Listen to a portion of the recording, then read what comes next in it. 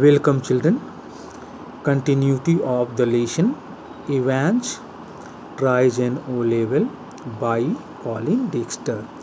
Children, in my last class, I told you that McClary the invigilator wanted Evans the prisoner to note a correction. The correction slip was with the invigilator. What was the correction about? It was about a word. On page 3, there was a correction on page number 3. Line 15. Where was the correction? In line number 15. The fourth word should read golden in. There was something wrong with the fourth word in line number 15. The right spelling of the fourth word was Golden. But the fourth word was wrong. The spelling of the fourth word was wrong. What was the wrong spelling? Goldene. And the whole phrase will therefore read Jam Golden in Loven. McClary the invigilator read the whole phrase before Evans to help him. Jam Golden in Loven. This was the whole phrase. Note Jam Golden Loven. This phrase Jam Golden Loven was wrong. I will repeat that. He wanted to repeat the correction to help Evans note the correction rightly. The governor listened and smiled. The governor heard the voices coming from the cell and he smiled. He had taken German in the 6th form himself. The governor had studied German in the 6th form. Form here stands for class. And he remembered all about the agreements of adjectives. The governor had not forgotten the important rules regarding the agreements of adjectives. He still remembered them, and so did McClary. And it appeared to him that even McClary had not forgotten those important rules. By the sound of things, the way McClary was pronouncing the German words, the way he was showing his grammatical knowledge, it was clear to the governor that McClary still remembered those important rules related to the agreements of adjectives. But what about Evans? Now the governor wanted to think about Evans and his proficiency in that language which Evans was trying to learn. He probably didn't know what an adjective was. The governor was confident that Evans did not know what an adjective was. The phone rang again. Once again the phone in his office rang. Someone wanted to contact him. Someone wanted to talk to him. The magistrate's court. Someone from the magistrate's court wanted to talk to him. They needed a prison van and a couple of prison officers. Someone requested him to provide a prison van vehicle and some prison officers. Why? Remand case. One of the prisoners was to be produced before the court for his trial. That is why a prison van was needed and some officers were needed. And within 2 minutes the governor was wondering whether that could be a hoax. Within 2 minutes the governor's suspicious mind became active again. He thought that entire thing was a hoax. H-O-A-X, hoax. An unpleasant trick to deceive somebody. An unpleasant trick to deceive somebody or someone. He told himself not to be so silly. He reproached himself. He told his own mind, or he told himself not to show silly behavior, not to behave like a stupid person. His imagination was beginning to run right. It seemed that his imagination was no longer under his control. His mind was producing unwanted thoughts. That is why he seemed to be suspicious. Evans, once again, the name of that prisoner came to his mind. For the first quarter of an hour, Stephens had dutifully peered through the peephole. A peephole, a small hole.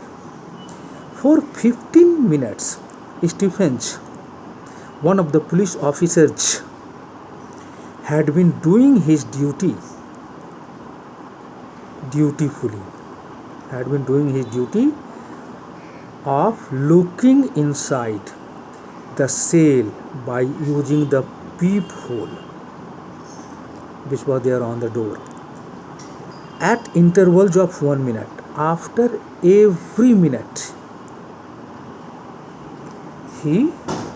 Stephens looked inside the cell by using that peephole or so, and after that every 2 minutes, after 1 minute or so, and after looking inside the cell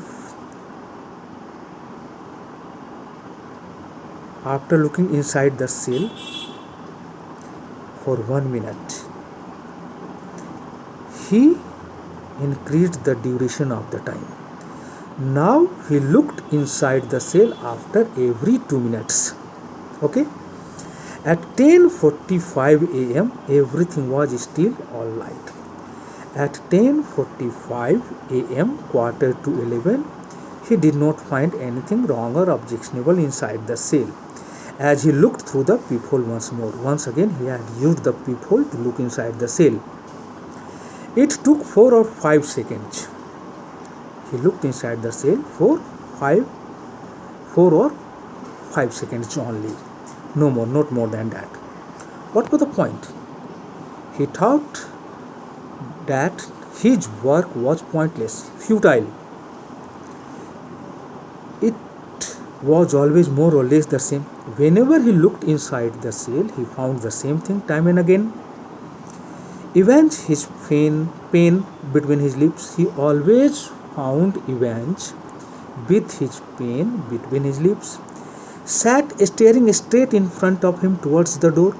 He found Evans staring at the door. It seemed some sorely needed inspiration from somewhere. It appeared to Stephens that Evans was perhaps trying to get some badly needed inspiration from somewhere. That is why he was sitting in that position. And opposite him, where was McClary sitting? Opposite Evans, the prisoner, seated slightly, a little, askew, not in a straight position. He was not sitting in a straight position. Who? McClary, the invigilator. From the table now, his face in semi-profile, half outline of something. Profile, semi means half, profile, half outline of something. Half profile, outline of something. Half of his face was visible to Stephens. Whose? McClary's face. His hair, as Stephens had noticed earlier. Stephens had already noticed the condition of McClary's hair, McClary the invigilator's hair. Amateurishly clipped pretty closely to the scalp. McClary's hair was cut closely to the scalp. Scalp, the part of the head where the hair grows. His haircut was badly done.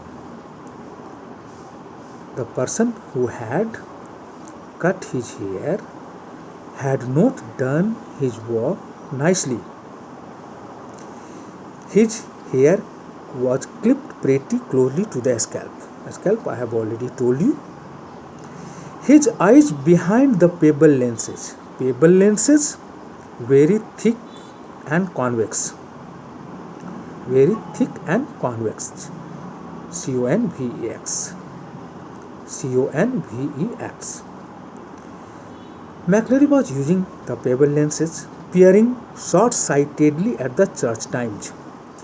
He was looking at the words written in the religious newspaper, the Church Times.